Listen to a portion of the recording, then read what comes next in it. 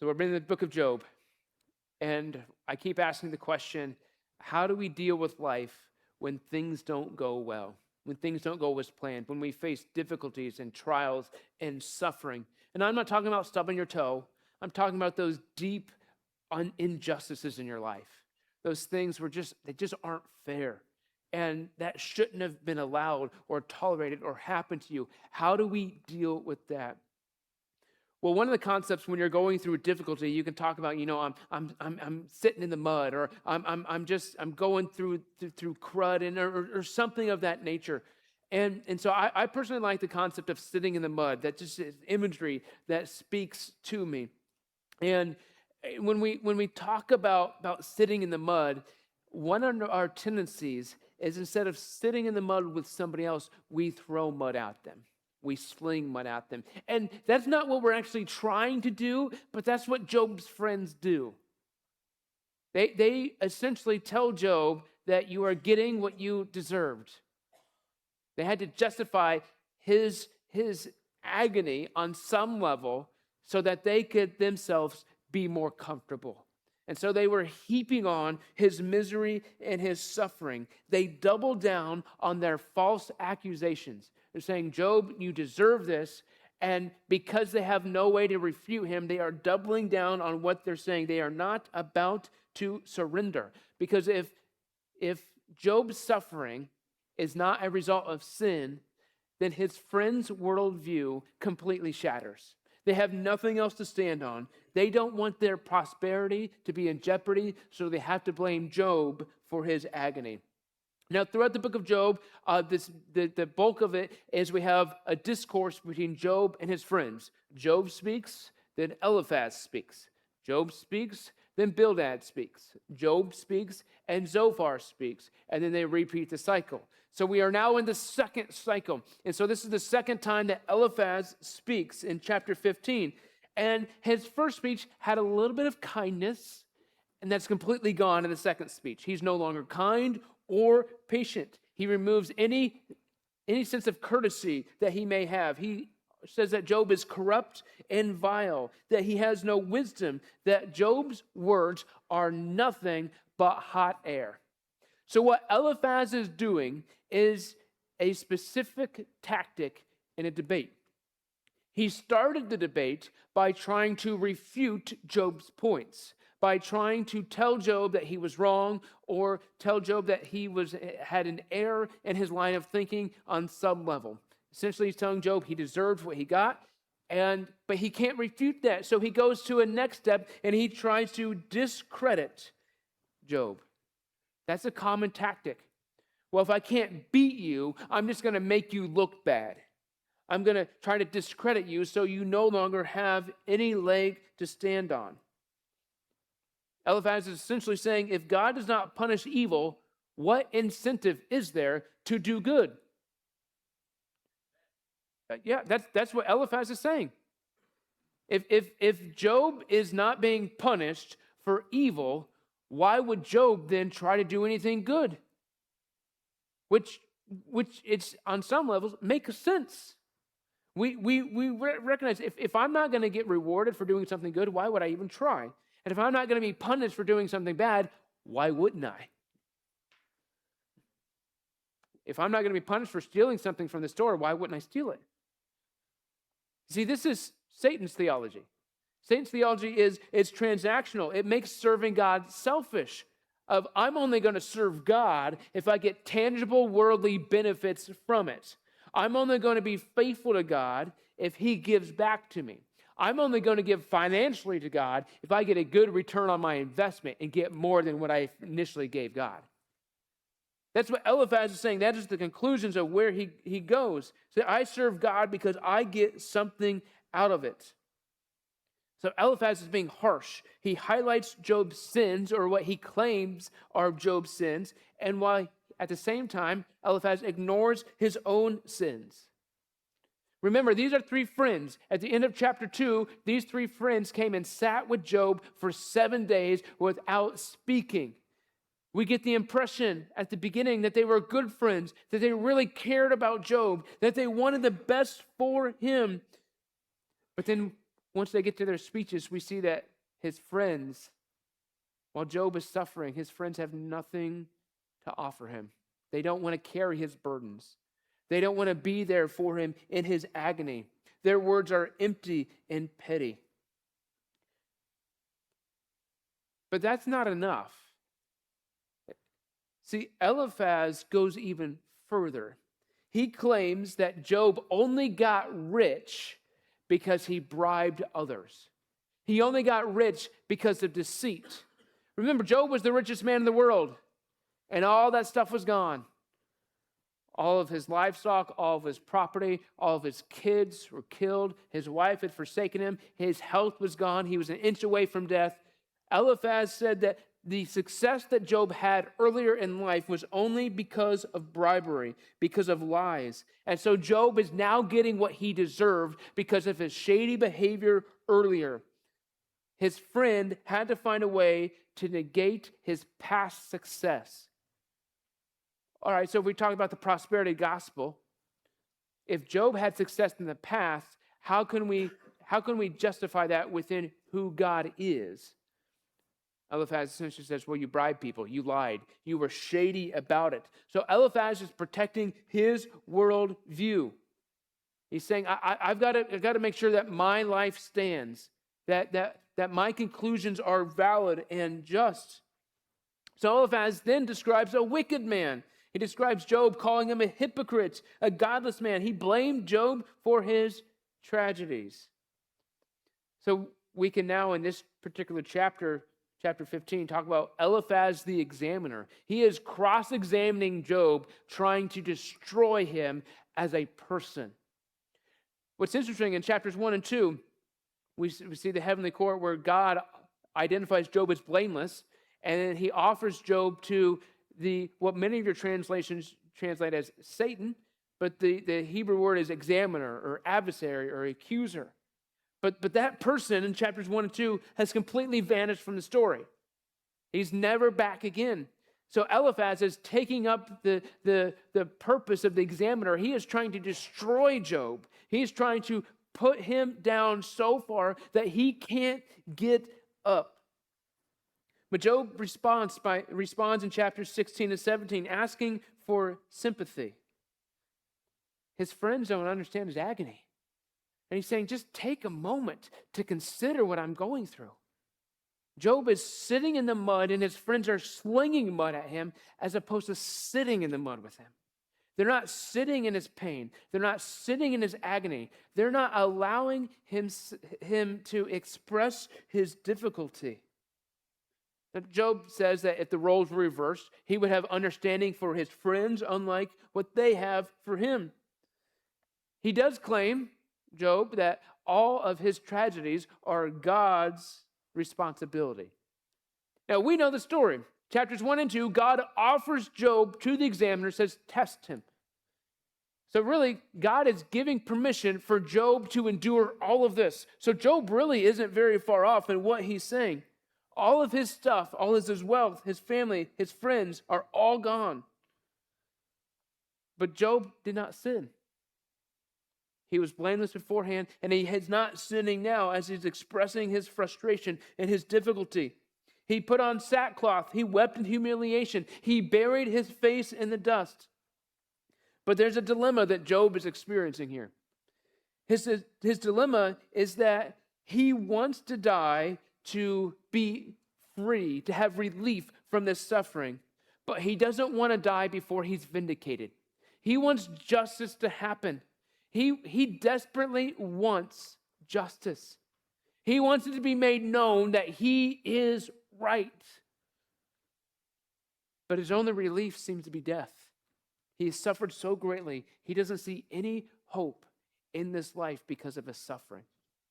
But I think we've been there before. We want to be vindicated. I want people to know that I was right.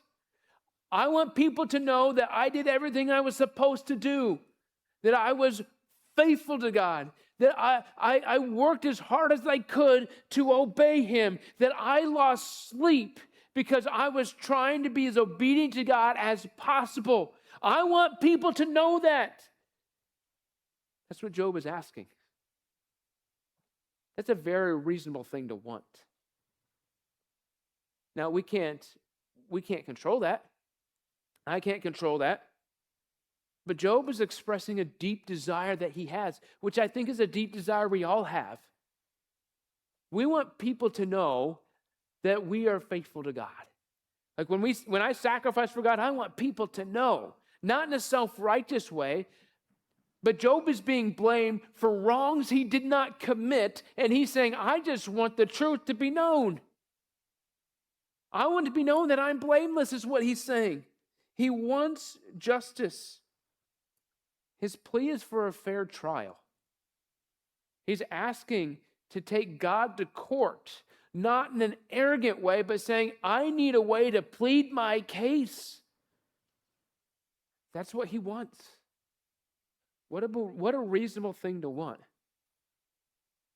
Now, he's not sinning as he's doing this. He's just expressing what he wants and a deep desire because he feels as though he has no advocate. He has no one who is on his side, no one who is representing him, no one who is taking his case to God.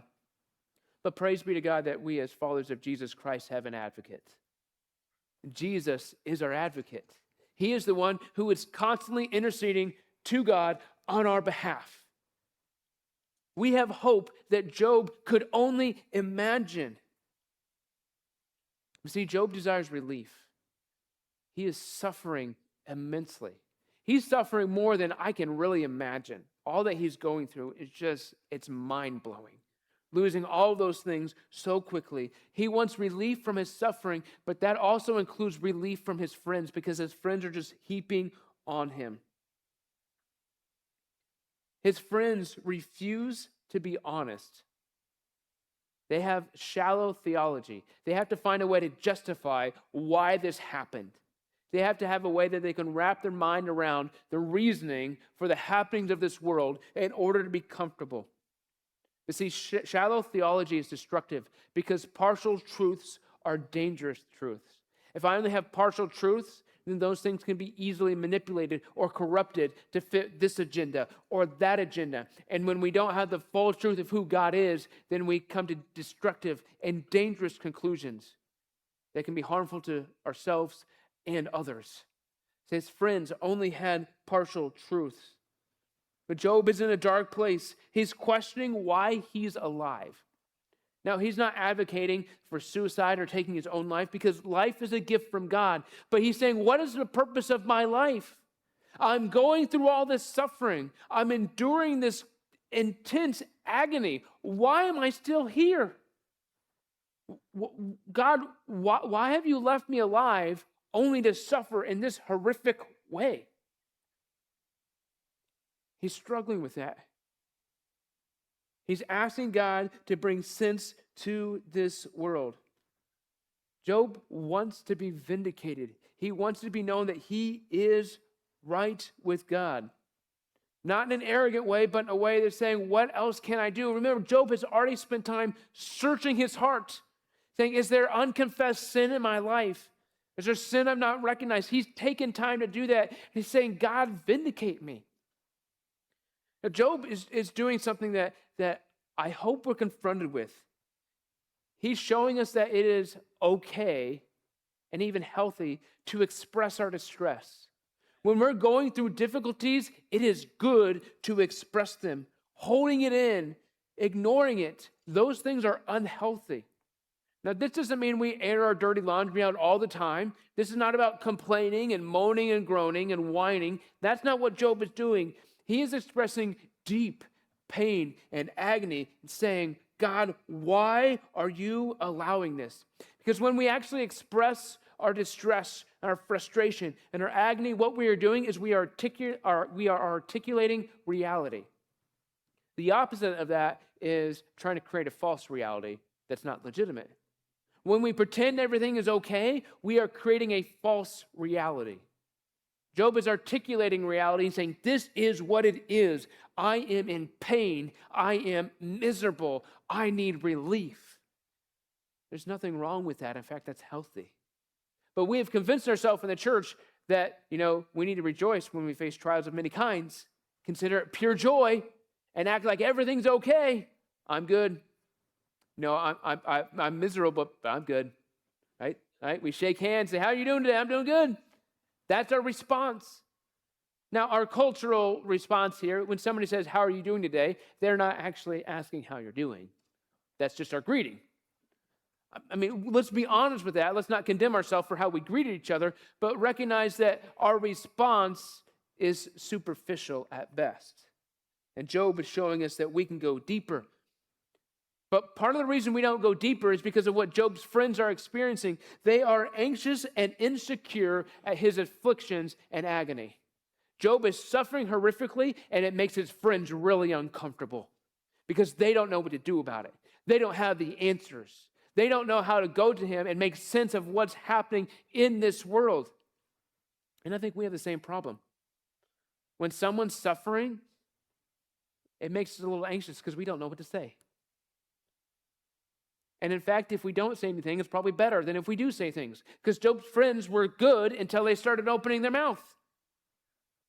Their presence was good. Their presence is what was helpful. Job just wanted them to understand. He wanted them to listen to them. I came across this quote from Warren Worsby that really kind of struck me. He says, there is true consolation in our faith, but it is not dispensed in convenient doses like cough medicine. It can be shared only by those who know what it's like to be so far down in the pit that they feel as though God has abandoned them.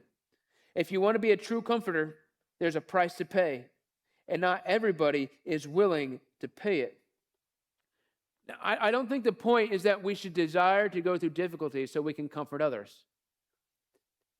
What Worsby is saying is some people try to pretend those difficulties don't exist, to stuff them down, to ignore them, to act like they're not there because they don't want to deal with them. And until we deal with those difficulties, we won't legitimately be able to help others.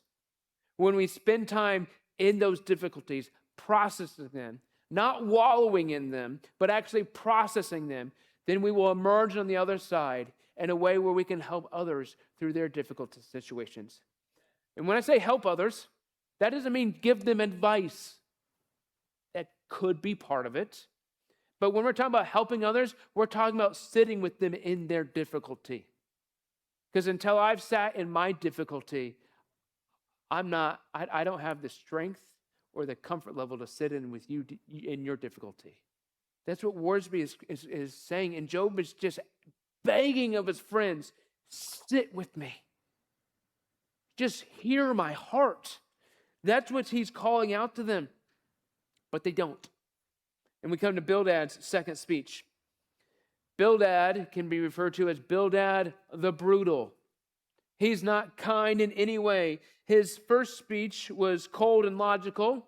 All right. But his second speech is now angry and frustrated. Essentially, it's the same song, just the next verse. Just gets a little more intense, a little more heated, a little more harsh from Bildad. And he says that God punishes the wicked, rewards the righteous. Job is suffering, so he must be wicked. God will bless Job if Job repents. That's what Bildad is trying to communicate. But he did so in a way, he used a specific device. Bildad used fear to try to convince Job that he was in the wrong. He tried to frighten Job in order to repent. Eliphaz may have used sarcasm and those types of things. Bildad used fear. And he talked about a traveler and that there are 6 different traps that a traveler can fall into.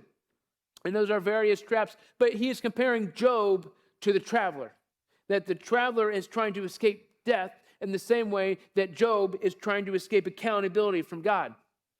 But the traveler can't outrun God, or the traveler can't outrun death. Job can't outrun God.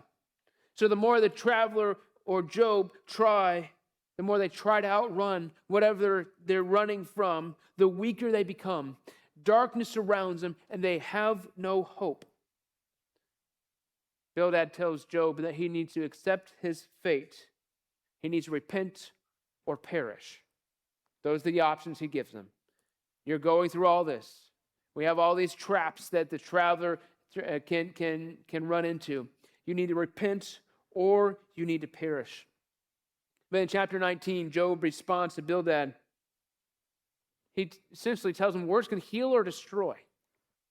You know, there's the phrase, sticks and stones will break my bones, but words will never hurt me. Or is it names will never hurt me? I don't remember. But, words have meaning. They can leave a lasting impact. I'm sure if I sat down with you, we could talk about times someone said something a long time ago that you really remember and it impacted you. Good or bad. There may be some really good things that someone said. There may be some really bad things that someone said. And oftentimes those really bad things probably aren't that big a deal, but they were a big deal to you in that moment. And like words matter. And Job is telling his friends that words matter. Job feels like a trapped animal. And a trapped animal can be dangerous. But Job is not dangerous per se, but he just feels like he has no hope. He has no escape. He has no way that he can get. He feels that he is caught in God's net, that God has trapped him. Bildad tries to claim that Job is running away from God, but Job paints a different picture. He maintains his innocence. He says, I did nothing wrong. Again, we read chapters 1 and 2. God has already identified Job as blameless, so we know Job is right. He's not just some self-righteous individual trying to justify his own behavior. He is right with God. He is innocent. He claims that he has been caught up for no reason. Now, we know the reason. We know that God has given the examiner permission to test Job, but Job does not. He's not aware of that situation. But because he's not aware of that situation, he feels like somebody who is falsely accused, that he is suffering for no reason, that there's no reason he can justify why this is happening. Now, Job's friends claim that God walled Job in with prosperity. His earlier life, where he was wealthy and had all the success in the world, he was walled in with prosperity from God, and he was protected from the outside. And so Job now claims that he is walled in like a prisoner, that he has no escape. The tables have been turned. What was once prosperity is now desolation. He has no hope. He has nothing he can get to. There's no future for him. But I think part of the despair of Job, it's tough that he lost all of his wealth. It's tragic that he lost his kids. It's tragic that his wife has abandoned him. It's tragic that his health is deteriorated. But I think we need to remember that Job, in this moment, is alone. He has no one. It's not just his wealth is gone. He has no one that's for him. He doesn't have an advocate. He doesn't have a friend. He is in a place of complete isolation. And I think that shows how desolate of his life is, that he's in extreme and prolonged pain, and often that type of pain isolates us. Now, Job wanted people to support him. He wanted help. But oftentimes, people in Job's situation don't feel like they can go to anybody else. Job is crying out to his friends, please help me. Quit throwing mud on me. Quit making this worse. Help me. But oftentimes, I think if we're in a situation like Job, we don't think anybody wants us. We don't think anybody cares. And Job didn't think anybody cared, but he expressed that. When we don't think anybody cared, oftentimes that makes us withdraw into isolation. And we try to deal with it by ourselves, alone, and all that does is create more loneliness in our lives. I'm not saying that to call you out. I'm saying that to call it what it is. And that's what Job teaches us to do. That maybe you're in a lonely place right now.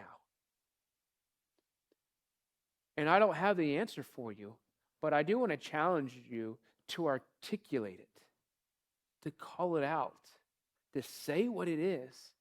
It may be uncomfortable. It may be incredibly difficult, but Job teaches us how to not stay in a place of isolation, of how to fight for it, of how to try to seek the comfort of others. He also shows us the risk in it. It is risky. When you try to seek the comfort of others, it's a huge risk on your part because his friends were tormenting him. If Job was suffering, they had to find a reason for it. See, if his friend's worldview was accurate, that God blesses the righteous and judges the wicked, if their worldview was accurate, then something was wrong with the world because Job was innocent. But his friends didn't seem to care. Job feels bewildered, isolated, rejected, and alone. That's what Job is feeling right now. And it's not easy. In some ways, it seems easier to ignore what Job is going through. In some ways, it seems easier to ignore the pain than it does to take time to sit in it and express it. See, Job calls out for a redeemer. He wants a redeemer. He wants someone to be his advocate. Now, he makes a great statement in chapter 19 that he knows he's going to see his redeemer with his own eyes. Even if he dies, he will see his redeemer. And it's a great, great verse that we can read at things like funerals. See, Job goes from the depths of despair to the heights of hope. It's a roller coaster ride of, I have a redeemer, but wow, this is hard. I have no hope. Death seems to be the only relief. But he specifically calls out for a redeemer in the Old Testament would have been a kinsman redeemer. Now, kinsman redeemer is the close family relative that can help you in your situation. So, for instance, if a man dies, his brother is to be responsible for the man's family. His brother is the kinsman redeemer, the closest kin that will help the family get out of a difficult situation. Probably one of the most well-known examples of this we have is Ruth and Boaz, that Boaz is the kinsman redeemer. He actually has to take over the role of kinsman redeemer from someone else, but he redeems the situation and brings Ruth out of the difficult life that she had before her. That's what Job is asking for someone to help bring him up out of the difficulty. And I come back to the fact that we do have that person in Jesus Christ. That is the hope we have. And I share that hope as a full hope. But also, I want to challenge you, don't go so quickly to that hope that you forget about the suffering and the difficulty. You may be going through difficulties right here and right now. And while we don't want to wallow in those things, if we ignore them and act like everything's okay when it's not, then what we're doing is we're dismissing them. And we're not actually being our full self. We're not being known fully. We're being a pretend person. We're living a half life. That doesn't mean we have to express everything that's ever happened to us, but Job is asking for someone to sit with him. And I say again, mud is for sitting, not for throwing. But his friends kept throwing mud at him. They gave advice. They gave judgment. They told Job that he was wrong. But Job just wanted somebody that was in his corner. That's what he was calling out for. So if you see someone that's sitting in the mud, sit with them. If someone allows you to sit in the mud with them, remember that's a huge privilege. They've invited you into that space of difficulty for them. But if you're sitting in the mud, I want to challenge you to be like Job and fight. Express what you're going through. Don't take no for an answer. We're not being belligerent or entitled. But Job didn't just shrink back to his own self in his turtle shell. Even though that would have been the easy, maybe the natural thing to do. He cried out to God saying, God, I want to be vindicated. He cried out to his friend, said, I just want someone to love me. None of this is easy. But this is where Job is living at the moment. This is probably a really uncomfortable part of the Bible because we wish it didn't happen. We wish we didn't go through difficulties. We wish we could sit here and say, everything's good, praise the Lord. We do know we have a future. But just because we have a future doesn't mean we're going through easy things now. Job calls us to take time to process, to fully allow these things to sit with us, not in a way that we dwell in them, but we allow God to work in and through us. Because God's doing things we don't know. God was doing things in Job's life that he was unaware of. And so, in this moment, we sit in it.